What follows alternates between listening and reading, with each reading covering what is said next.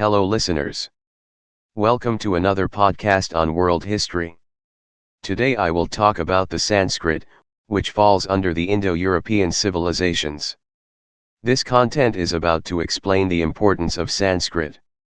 So, let's get started. Sanskrit.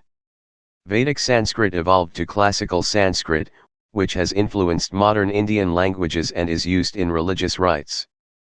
Sanskrit is the primary sacred language of Hinduism, and has been used as a philosophical language in the religions of Hinduism, Buddhism, and Jainism. Sanskrit is a standardized dialect of Old Indo-Aryan, originating as Vedic Sanskrit as early as 1700–1200 BCE.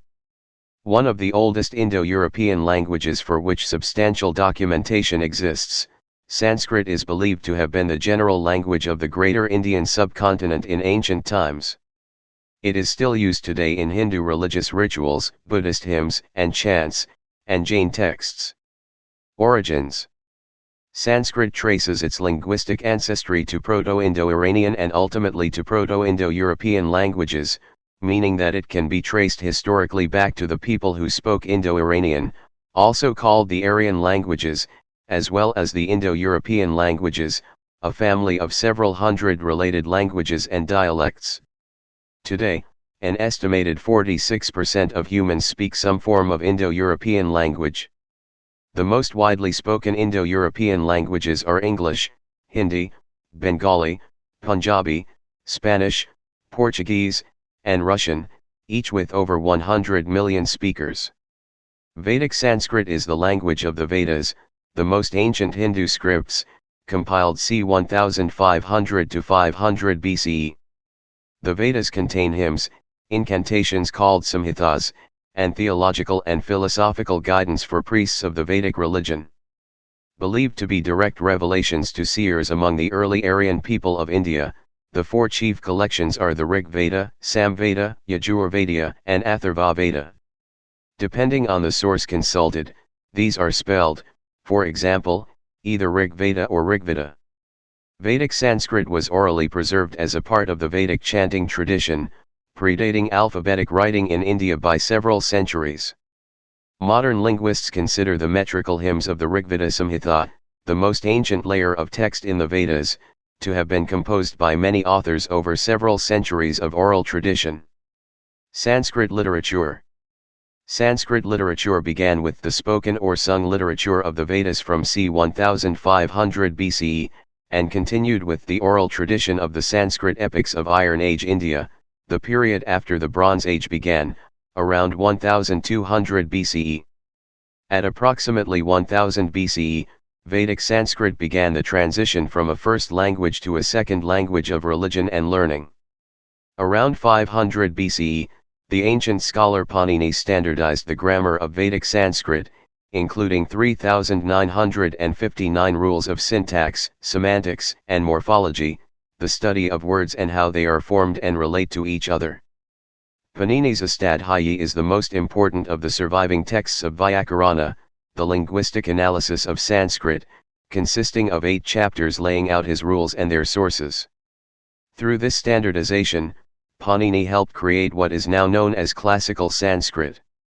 The classical period of Sanskrit literature dates to the Gupta period and the successive pre-Islamic Middle Kingdoms of India, spanning approximately the 3rd to 8th centuries CE. Hindu Puranas, a genre of Indian literature that includes myths and legends, fall into the period of classical Sanskrit.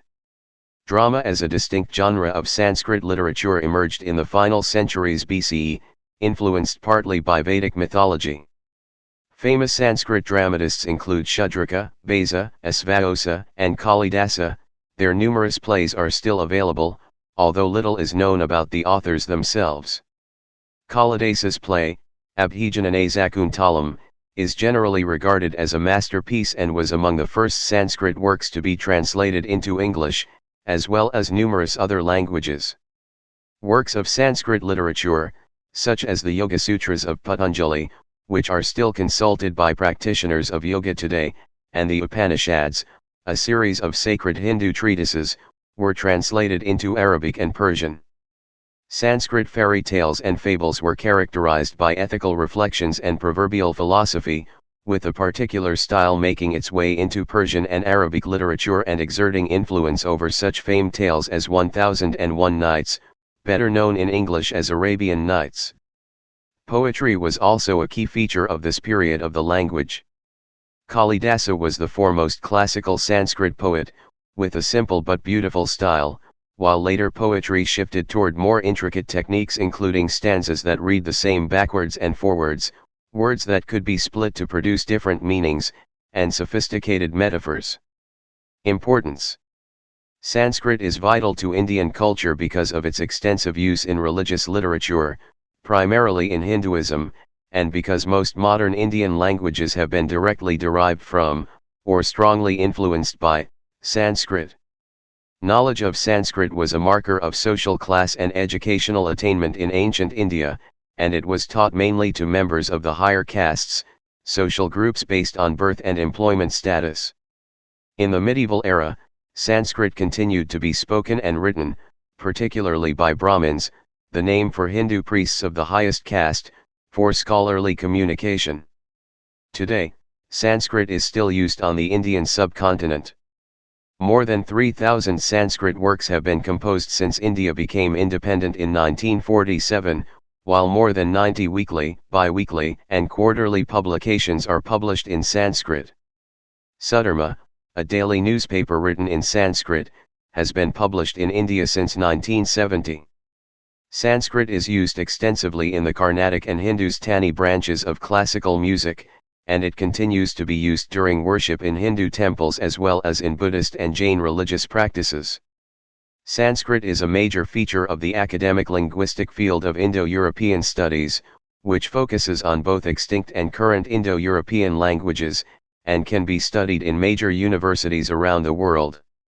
Thank you for listening. Don't forget to check out other tracks as well. Show your love by hitting the subscribe button and do like, comment and share, to spread knowledge. See you next time. Till then, keep learning for fun.